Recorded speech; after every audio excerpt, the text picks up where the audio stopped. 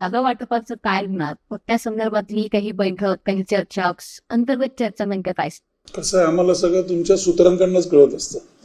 आता तुमची सूत्र कोण आहेत काय आहेत हे आम्हाला खरोखर माहिती नाही, परंतु आम्ही सगळे महाराष्ट्र सैनिक म्हणून आहोत आणि आम्ही सगळेजण राजसाहेबांच्या आदेशाने संपूर्ण महाराष्ट्रामध्ये, जर मुंबईचं बोलायचं असेल तर मुंबईच्या सर्व वॉर्डामध्ये तळागाळापर्यंत आम्ही सगळेजण काम करतो आहे. सगळेजण महाराष्ट्र सैनिक म्हणून काम करत आहेत, अतिशय उत्साह आहे, जोरात काम करत आहेत आणि नक्की नवनिर्माणाच्या दिशेने योग्य ती पावलं टाकत आहेत. सर, मुंबईत 50-50% आणि बाहेरच्या महानगरपालिका किंवा स्थानिक स्वराज्य संस्थांच्या ठिकाणी 60-40% असा फॉर्म्युला एक चर्चेला जातो, त्यात किती तथ्य नाही हो, ह्या तुम्ही नवीन नवीन बातम्या देताय, आम्हाला खरंच काही माहिती नाही. आणि ही जी सूत्र कोणत नाही यांची माहिती एकदा आम्हाला द्या किंवा राजसाहेबांना कळवते चालेल. जसं मी नेहमी सांगतो की राजसाहेबांचं एक छान वाक्य आहे, मला असे वाटते की. त्यामुळे तुमच्या सूत्रांत जे काय मला असे वाटते की असतं ना, तर ठीक आहे, त्याचा आदर आम्ही करायला पाहिजे. परंतु आमच्या बरोबर तरी महाराष्ट्र सैनिक म्हणून अशा कुठल्याही प्रकारच्या बातम्या नाही आहेत. आमच्याकरता तळागाळापर्यंत जाऊन काम करा, जोरात करा, सर्व ठिकाणी. म्हणजे अगदी नाशिकचा मध्ये काढलेला मोर्चा असेल किंवा मुंबई असेल, पुणे असेल, ठाणे असेल, परवा साहेब कल्याण अंबरनाथला गेले होते, उल्हासनगरला. त्यामुळे बैठका अतिशय जोरात चालू आहेत. परत सांगतो, कार्यकर्त्यांच्यात 100% कुठल्याही परिस्थितीत विजयी व्हायचंच ही भावना आहे.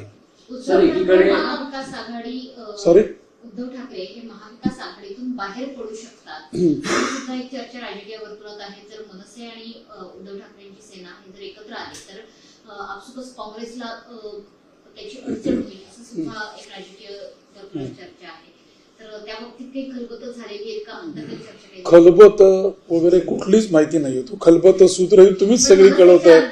मनसेच्या अंतर्गत इतकंच चालू आहे की आम्हाला आता गटाध्यक्ष, BLNच्या नेमणुका, BLNची कामं, राजसाहेबांनी आजपर्यंत ज्या प्रकारे 19 वर्ष महाराष्ट्राच्या विविध विषयांवरती रान पेटवलेलं आहे आणि जसे आमचे महाराष्ट्र सैनिक 19 वर्ष जी मेहनत करतायत, पक्षांनी केलेली कामं तळागाळापर्यंत पोचवायची, लोकांपर्यंत पोचवायची, महाराष्ट्र सैनिकांना प्रचंड मोठ्या प्रमाणात विश्वास देऊन काम करून घ्यायचं आणि विजयश्री खेचून आणायची, हेच चालू आहे. उद्धव ठाकरे यांनी काही दिवसांपूर्वी जी बैठक घेतली होती, या बैठकीमध्ये त्यांनी आपल्या ग्राउंड लेवलच्या कार्यकर्त्यांना असं देखील सांगितलेलं आहे की आपल्याला त्यांना मदत करायची आहे आणि एकत्रितरित्या सगळ्यांनी निवडणुकीला सामोरं जायचंय. नाही, 100% सन्मान्य उद्धवजींच्या मताचा आदर आम्ही नक्की करतो, पण आमच्याकडचा राजा हा शेवटचा असतो आणि जो काय आमच्या पक्षाकडनं निर्णय घ्यायचा आहे किंवा जो काय आदेश द्यायचा आहे तो फक्त राजसाहेब ठाकरेच देतील. आता आम्ही सगळेजण महाराष्ट्र सैनिक म्हणून तळागाळापर्यंत काम करतोय. सर, एक प्रश्न असा होता की दसरा मेळाव्याला दोन्ही ठाकरे बंधू एकत्र येतील शिवाजी पार्कच्या मैदानात अशी चर्चा आहे ना. नुकताच एक सूत्रांनी सांगितलं. टीजर लॉन्च झालेला आहे, त्याच्यामध्ये जे वाक्य पाहायला मिळतं ते गर्जना ठाकरेंची, म्हणजे असं दिसत नव्हतं. आता मला नक्कीच एक महाराष्ट्र सैनिक म्हणून काही माहित नाहीये, परंतु आपण वाट बघूया, कारण पुन्हा तुमच्या सूत्रांनी तुम्हाला सांगितलं असं मला वाटतं. सर, आज महाराष्ट्रात विविध ठिकाणी ओला दुष्काळाच्या संदर्भाने मागणी घेऊन आपण आंदोलन करतो. जिल्हाधिकारी कार्यालयाच्या समोर ही निदर्शनं हे आंदोलन होत आहे. ओला दुष्काळ जाहीर करावा, यासोबतच मनसेच्या आणखी काय काय मागण्या आहेत, कारण अनेक ठिकाणी शेतकऱ्यांची स्थिती नाही. काय झालंय, शेतकऱ्यांना गृहीत धरलेलं आहे. शेवटी आज शेतकरी जगला तर महाराष्ट्र जगेल, तो पिकवतो म्हणून आपण जगतो. कधी शेतमालाला योग्य भाव नाही, कधी दुष्काळ पडतो. आता जवळपास 30-32 पेक्षा जास्ती जिल्ह्यांमध्ये आणि महाराष्ट्रातील जवळपास 90%हून जास्ती तालुक्यांमध्ये इतका महापूर आलेला आहे, इतका ओला दुष्काळ पडलेला आहे. तर आता सरकारने आता तरी डोळे उघडावेत. जो आपल्याला जगवतो, जो आपल्या लाखोंचा पोशिंदा आहे, त्याच्या मागे सरकारने पूर्ण ताकदीने उभं राहायला पाहिजे. म्हणून राजसाहेबांनी आदेश दिला होता, त्याप्रमाणे आज संपूर्ण महाराष्ट्रामध्ये जिल्हाधिकारी कार्यालयावरती धरणे कार्यक्रम आहे आणि एक मागण्यांचं निवेदन की कशी हेक्टरी मदत करा, एकरी मदत कशी करा, शेतकऱ्यांना कसा न्याय द्या, हे एक निवेदन आमच्या विविध ठिकाणी आमचे नेते लोक आणि इतर सर्व मंडळी देतात. तर कल्याण डोंगरीचा विषय काढला तुम्ही. राजसाहेब दौऱ्यावरती होते तेव्हा त्यांनी बैठक घेतली, मेळावा घेतला आणि त्याच्यामध्ये एक सूचना दिल्या की मतदान यादीवरती काम करा आणि मतदान यादीवरती काम केलं तर 2 जणांचं त्याच्यावरती 2 नेमणुका करतील आणि ते 2 जणांना प्रशिक्षण देऊन त्याच्यावरती काम करण्याच्या सूचना दिल्या. नेमकं ते कशा प्रकारे? नाही, मला वाटतं तुम्ही जर कधी मतदार यादी या विषयावर काम केल्यासारखं माहीत असेल तर शेवटी यादींवरती माहितगार माणूस कायम लागतो, लक्षात ठेवा. ती यादी असते 800 ते 1200ची. म्हणजे आता इथे काही सविस्तर सांगण्याची आवश्यकता नाहीये. त्यामुळे त्या यादीवर जो माणूस गटाध्यक्ष किंवा BLA म्हणून काम करतो त्याला ती यादी माहीत असणं स्वाभाविकच आहे. त्या अनुषंगाने राजसाहेबांनी जो आदेश दिला असावा. दुबार मतदार आहेत, सगळं झालं त्याच्यामध्ये सगळ्याच गोष्टी आल्या.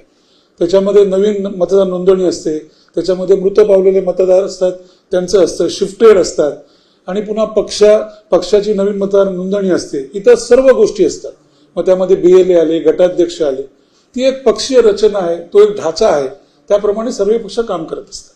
सर आता isakal.com आहे देशातील नंबर 1 ची मराठी न्यूज वेबसाईट. प्रत्येक अपडेटसाठी isakal.com ला नक्की भेट द्या. आता स्थानिक स्वराज्य निवडणुका काही महिन्यांवर आहेत. त्यासाठी प्रत्येक राजकीय पक्षाने कंबर कसली आहे, बैठकांवर बैठका होत आहेत आणि अनेक शक्यता खरं तर या निमित्तानं देखील बघितल्या जात आहेत. मनसेकडून काय सध्या तयारी सुरू आहे गटाध्यक्षांपासून प्रत्येक घराघरापर्यंत जाण्यापर्यंत? काही अशा तयारी, काही सूचना दिल्यात का? सूचना अशाच आहेत की आम्ही महाराष्ट्राकरता राजसाहेबांच्या आदेशाने महाराष्ट्र सैनिकांनी जी विविध आंदोलनं घेतलेली आहेत, जे लोकोपयोगी कार्यक्रम घेतलेले आहेत, आणि नक्कीच लोकांना जे भल्याचं आहे त्याचेच निर्णय राजसाहेबांनी घेतले. कधीही पॉलिटिकल ऍडजस्टमेंट करता स्वतःच्या विचारांशी प्रतारणा केलेली नाही. मग तो मला वाटतं 1ली ते 5वी काय हिंदी कंपल्सरी करण्याचा असो, किंवा सिनेमाला प्राईम टाइम देण्याचा असो, किंवा कुठलाही विषय असतो, टोलचा विषय असतो, मी जबाबदारीने बोलतोय. विरोधक टीका करत असतात, परंतु यश हे कायम राजसाहेबांनी घेतलेल्या आंदोलनासमोरच, महाराष्ट्र सैनिकांनी खाल्लेल्या लाठ्याकाठ्यांसमोरच सत्ताधाऱ्यांना झुकावं लागलेलं आहे. ते आता या लोकांपर्यंत पोहोचवायचं आहे, सर्वांपर्यंत.